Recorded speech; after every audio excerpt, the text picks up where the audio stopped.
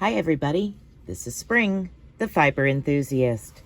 Welcome back for another crochet tutorial. Today's tutorial is going to be on a edging for like around a blanket or multiple different things. You could even use it at the bottom of a garment, say a sweater or a cuff, if you wanted to. Completely and entirely up to you how you use this edging. This edging requires multiples of 8. So as long as the stitches on your project are divisible by 8, you're in good shape to use this pattern. Okay, so the first thing that we're going to need to do is have ourselves something to work on to show you. Well, I have a swatch here, and I'm going to attach my yarn in the very end down here with a slip stitch like such. Okay, so the first thing you're going to want to do is place a single crochet in every single stitch across. The reason for that is to give yourself a nice foundation. Now, if your project is already a good single crochet or half double crochet, you can start straight from that. I personally like to do a nice single crochet edging around it and then work the actual edging pattern. Gives me a chance to double check my stitches. Plus, if I'm going to be working this all the way around a blanket, it gives me the opportunity to work up the side of the blanket where the stitches are the sides of your stitches, the sides instead of the tops of your stitches. So by adding a single crochet all the way around it, you can make sure that you're divisible by the right number, and you can work straight into them stitches and not have to play hopscotch with the sides of your project. But if that's something you're okay with doing, you can do it that way as well. Entirely up to you how you maneuver around the pattern and work through the process. Coming up to the last stitch here, I'm going to place one single crochet in that last stitch. Okay, so as you can see, I've got one single crochet in every stitch across.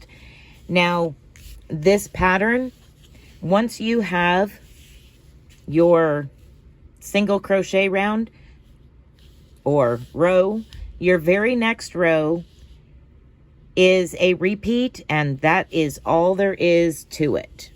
So go ahead and turn your work. If you're following along with me, I have actually 3 repeats of 8 here, just in case you were wondering. Okay, so now that we have turned our work, the first thing that we're going to want to do is we're going to want to chain 5. So 1, 2, 3, 4, and 5. Once you have your 5 chains, you're going to skip the next 2 stitches. So 1 and 2. Into the third one, we're going to make a cluster, and it's going to be 4 double crochet cluster. So yarn over your hook, insert your hook into that stitch, yarn over, pull up a loop, yarn over, and go through 2. And you're going to do that until you have 4 of them. So let's do 3 more.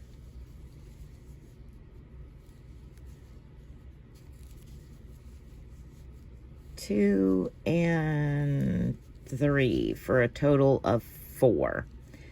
Okay, so that means you have 5 loops on your hook. The first one being from that chain 5, and the next 4 from those 4 halves of a double crochet. Now you're going to yarn over and pull your hook through all 5 of those loops and chain 1, Now we're going to do a picot. This picot is a medium picot. It is chain 4, so 1, 2, 3, and 4.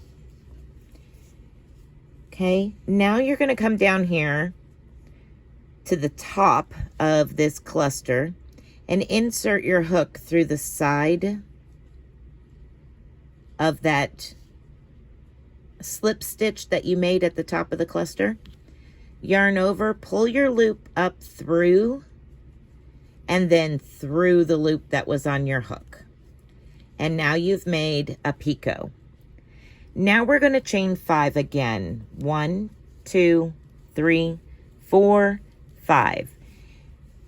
We're going to skip the next 3 stitches after our cluster. So find your cluster, skip 1, 2, 3, and into this 4th stitch right here, place a single crochet.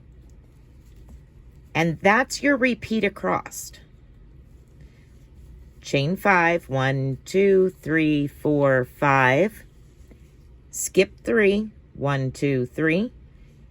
And we're going to make a cluster into this 4th stitch. So 4 halves of a double crochet. You will have 5 loops on your hook when you're done. There's 2, 3, and 4. Yarn over and go through all 5 of them loops and slip stitch. Now chain 1, 2, 3, and 4. Bring your hook down to the side of that slip stitch at the top of your cluster. Go through the side bar, yarn over, pull that loop up and through it, and then through that loop that was on your hook. Chain 1, 2, 3, 4, and 5. Now we're going to skip the next 3 stitches. 1, 2, 3, and single crochet into the 4th. Okay. So this is what we're looking at here. I'm going to go ahead and do the last one. So chain 5.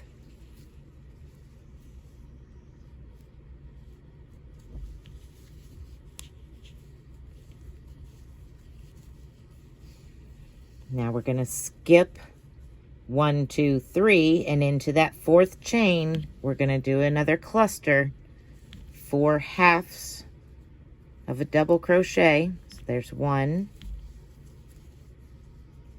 2,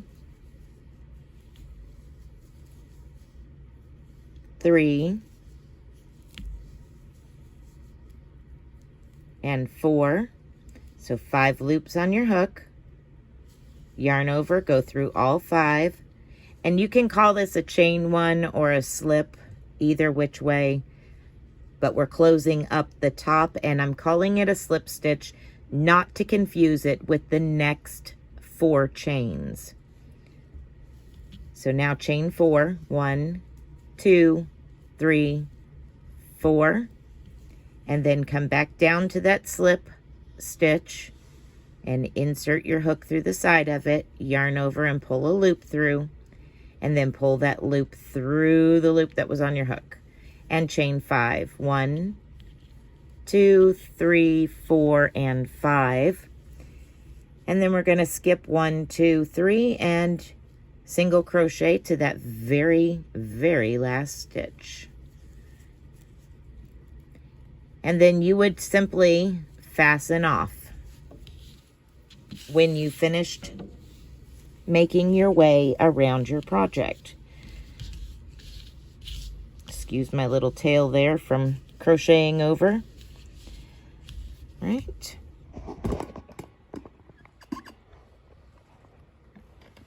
So there you go.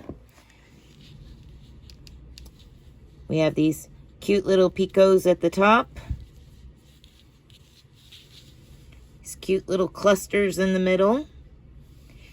I thought it was a nice edging. It's simple, yet gives it a little bit of character to the side of the project.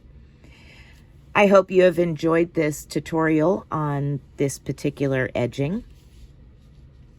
If you have, let me know down in the comments section, and let me know if you've done an edging like this, and what would you use this edging on?